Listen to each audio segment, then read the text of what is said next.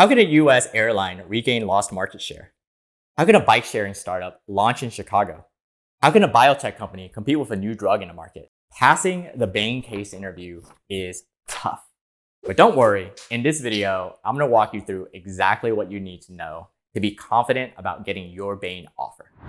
In this video, I'll walk you through step-by-step a Bain case interview example called e-commerce opportunities in Africa. If you stay until the very end, you'll get my 4 tips for passing the Bain case interview.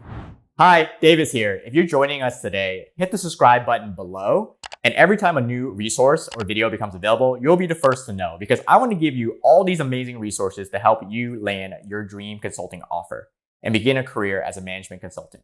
Let's jump into our Bain case interview example. E-commerce opportunities in Africa. The case interview prompt and our client situation is as follows. Your client is a private equity firm that specializes in investing in e-commerce, primarily in the United States, Europe, and Asia. They're interested in expanding into Africa due to the growth in the number of e-commerce firms in the region and customer demand. They're considering acquiring the 3rd largest general e-commerce company in the region. The African market shows a lot of potential, but there's uncertainty about profitability in the market and its growth potential. To solve this case, we're going to be using MCO's proven 4-step process for solving any case interview, including Bain's. But if you're still working on your case interview skills, I highly recommend that you do not watch this video from end to end. Instead, pause the video and I'll tell you where you should stop and actually do the case with me. Because I want you to know exactly where your strengths are and what areas you should work on so that when you finally have the day of your case interview, you can go into your Bain interviews and other case interviews and feel 100% confident. Step 1 in the My Consulting Offer 4-step process to cracking any case is to repeat your understanding of the client's situation and ask any clarifying questions you have. So this is your first chance to pause the video and walk through this Bain case interview with me. So pause this video and go through the motions of what you would do if this was a real case interview. State back to the interviewer what you would state back, as well as any questions you would like to ask the interviewer. Take your time. I'll be here when you get back.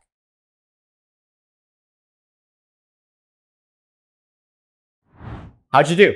I know it can feel uncomfortable repeating a question back to an interviewer that you just heard, but 100% trust me, this is something you want to do because you want to avoid a common mistake that candidates make, which is when you don't repeat back what you heard from the interviewer, you might end up solving for the wrong problem. So imagine, for example, that the case prompt actually wants you to solve for profitability, but you think that the problem is about revenue. This means that you forgot to look at cost, which then ultimately will also cost you the second round interview. I know, not the funniest joke, but I want you to keep in mind that you want to repeat back to the interviewer so you don't end up missing out on the second round interview because you forgot to do something as simple as repeating back the prompt. After you clarify back the prompt, you want to ask clarifying questions on anything you don't understand. I recommend that you ask about any business terms that you don't understand the definition for, or perhaps you don't understand how a company or even the client makes their money.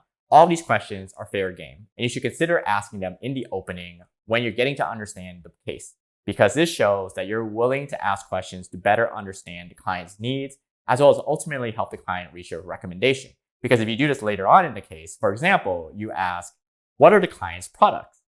Totally fine to ask when you're starting a case, because similar to being a management consultant, you want to be able to ask this question in the beginning when you first get the case. But if you're 6 months into the actual case study in a real life example, asking about the client's products probably don't give off the best look for you.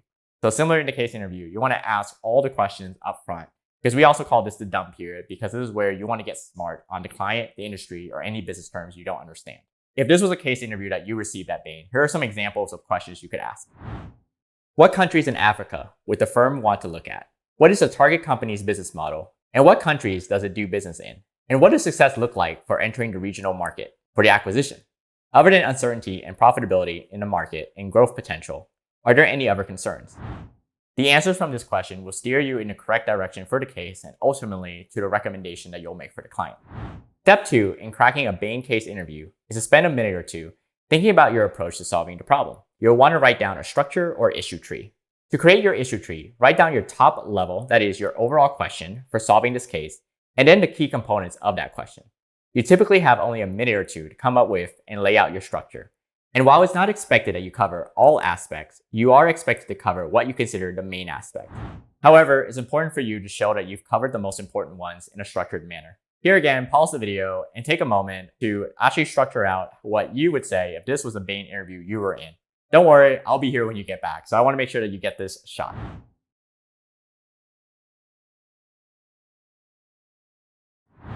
Back already? All right, let's go through this together. So this is our overall question.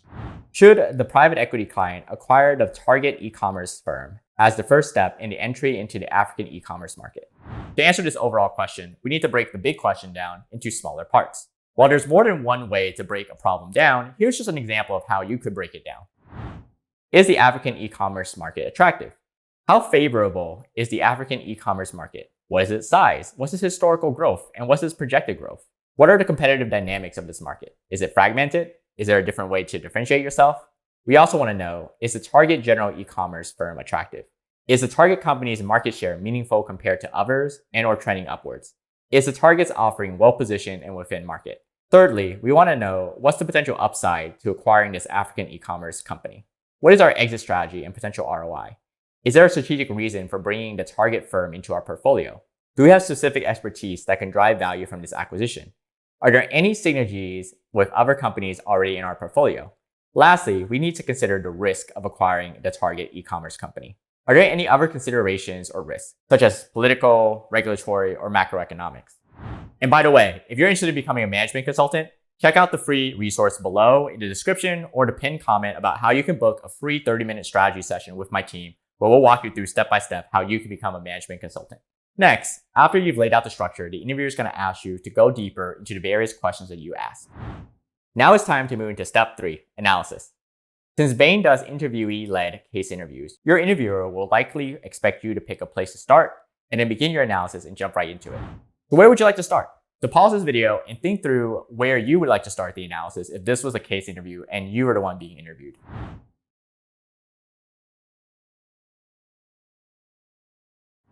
The analysis portion of the case is the majority of the Bain case interview. But if you did a good job in step 2 of laying out your framework and your structure, you're going to have an easy time in the analysis because you've already have your questions laid out. And there's multiple ways to approach this. But here's an example. Start by understanding the size of the e-commerce market in Africa and the parts of the African market that are most interesting to your client. Let's say that you find out from your interviewer that Nigeria, Egypt, and East Africa are the 3 regions of interest to the client. Your interviewer also tells you that the total household consumption in Africa is $1.5 trillion and asks you to estimate the e-commerce market in Nigeria, Egypt, and East Africa from that. There's more than one approach to answering the estimation question, but here's one example of how you could do it. Your interviewer also might be nice enough and tell you that these regions are the 3 largest in Africa. And so, since you know that these countries and regions make up 3 of Africa's largest, so you might assume that they make up at least 50% of the continent's economy. Hence, the household consumption in Nigeria, Egypt, and East Africa could be $750 billion. That is $1.5 trillion times 50%. Then you might assume a low percentage of e-commerce users, such as 5%, since you're dealing with a young market. Multiplying 750 billion by 5% will result in a market size of 37.5 billion, which would then be our estimated answer for the e-commerce market size in Nigeria, Egypt, and East Africa. Next, let's dive into the target company's market share, their growth potential, as well as their profitability to see what else we can learn about the potential acquisition. Step 4, synthesizing a recommendation on what the client should do. So let's say that you learned that the company is growing quickly, it's financially attractive, and it has the profitability and the growth rate that the client would be very happy to have. So what? What should you recommend to our client knowing all of this information? Your recommendation should start with a top-down decision. That is, you want to lead with the answer, back it up with evidence and facts, consider any potential risk, and then propose next steps if the client decides to continue to work with you. While most candidates will include the answer and evidence, you also want to include the risk and next steps to stand out during your interviews. Because as a real-life management consultant, you're going to spend a lot of time not just convincing the client to take your recommendation and why, but you also want to share with them the risks involved as well as how you can continue to work together. Pause the video here and practice writing out as well as speaking out what your recommendation would be if the interviewer at this point asks you to summarize the recommendation you have for the client with the information you already have. Take your time. I'll still be here when you come back.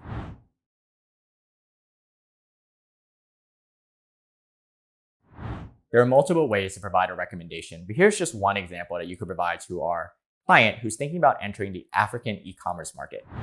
I recommend that, assuming favorable deal terms, you invest in this region particularly in Nigeria, Egypt, and East Africa, because these are three of Africa's largest economies before expanding to the rest of the continent.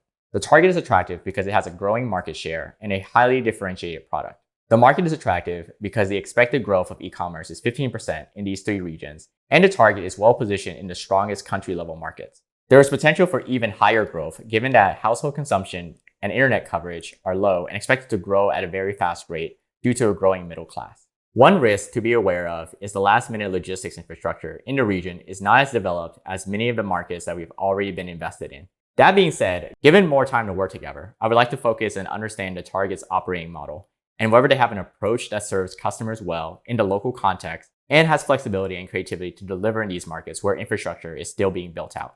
Awesome, you made it to the end of this Bain Case interview. So now at this time, let's go through 4 tips that I have for you in order for you to pass the Bain Case interview. Use your own case structure. Avoid memorizing frameworks and put the effort in tailoring a framework or coming up with your own original approach. Consider the feedback that you receive from your interviewer. You want to make sure that you meet the bar for every aspect of the case interview. And so when an interviewer gives you feedback, consider it and then figure out how you can implement it into the next steps. Practice collaborative problem solving with your peers. Consultants work on teams, and practicing collaboration in your interview prep will help you draw your interviewer into problem solving with you in the interview and make you look like a consultant who's working with them. Use the 80-20 rule. That is, in consulting, you're not going to have unlimited time in order for you to get every single piece of information. There will never be a time where you have 100% perfect information. So you have to be okay with making decisions when there are imperfect information.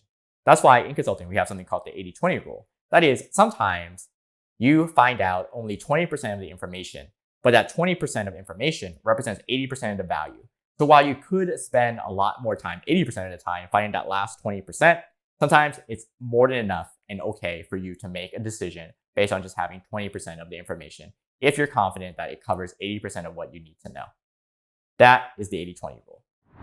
So there you have it. Everything you need to know in order to pass your Bain Case interview. Now, if you're 100% serious about becoming a management consultant, I highly recommend that you check out My Consulting Offers free resource below, where you can meet with me and my team, and we'll have a free strategy session with you, walking you through step-by-step how to get that consulting offer. My Consulting Offer has helped over 600 people just like you become management consultants, and we want you to be our next success story. So check out the link below about how you can be our next success story.